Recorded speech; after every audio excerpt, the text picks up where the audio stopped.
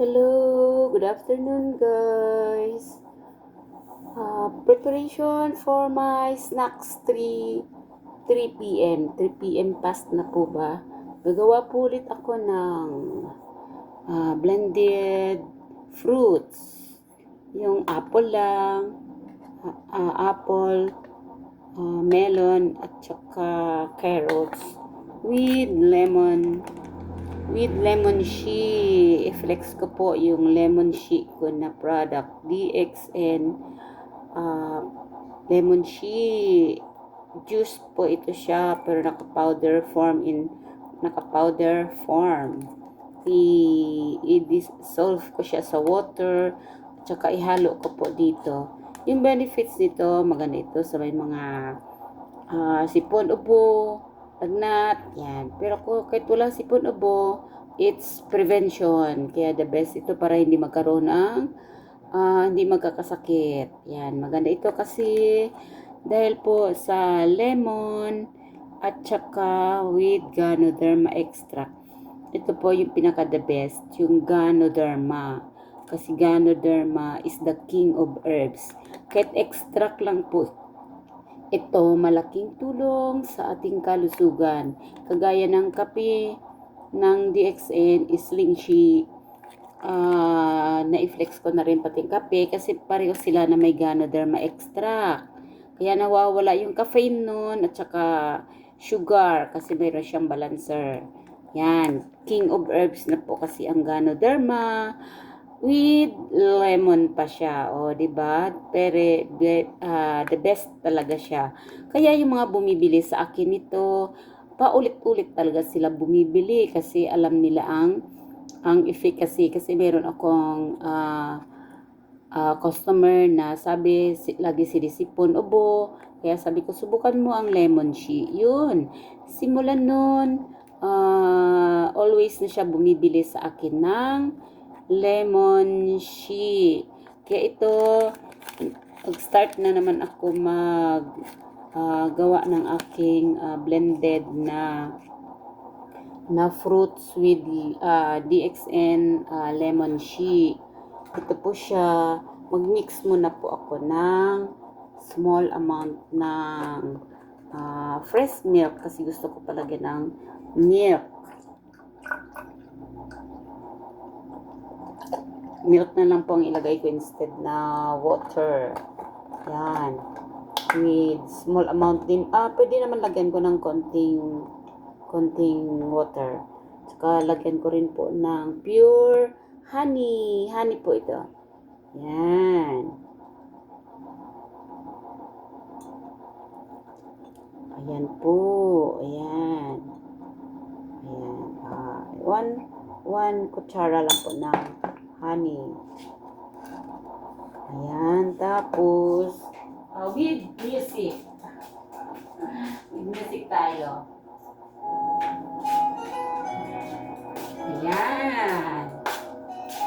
Doon na po siya. Lagyan pa kaya natin ng water. Huwag na.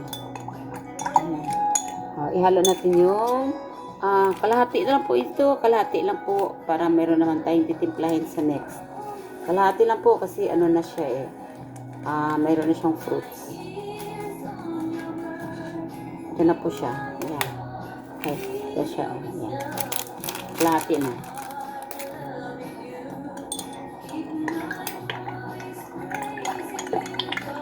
Halo natin mamaya dito sa wow, very nutritious.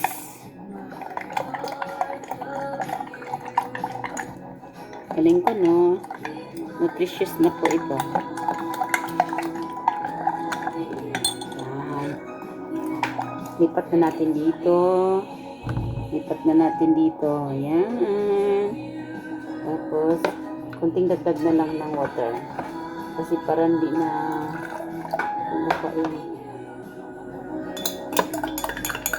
para kuha na fresh milk sa kaya yes, pwede na. Ito na po siya. Ipit. Pitin na natin siya. Ayan.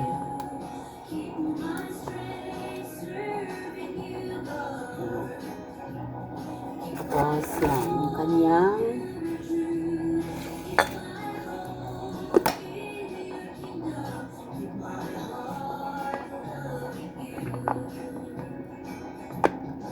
yan.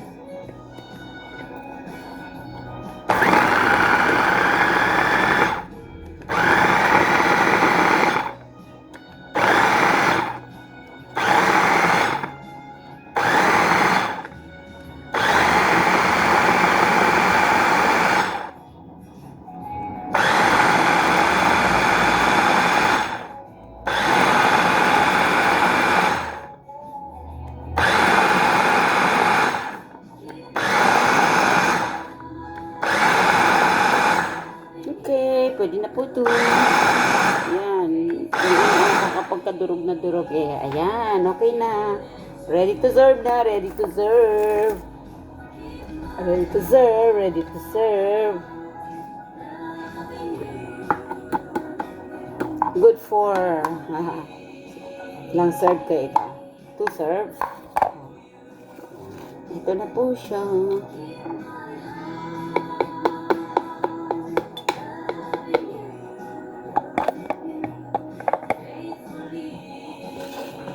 Ito na po siya.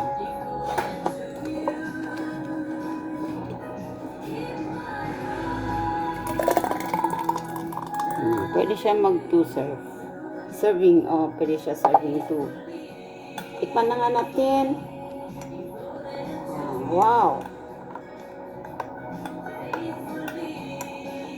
Diba? Ito na po, Taste! Taste!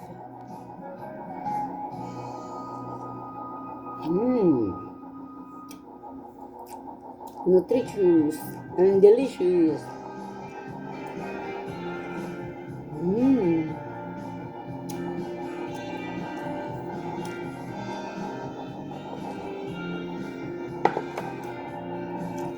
Yan po ang gagawin natin para mixed fruits na po siya.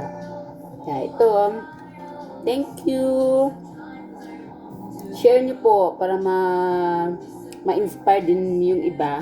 Gagawin din po nila yung ginagawa ko. Thank you. Please subscribe my YouTube channel. Like and share. Thank you.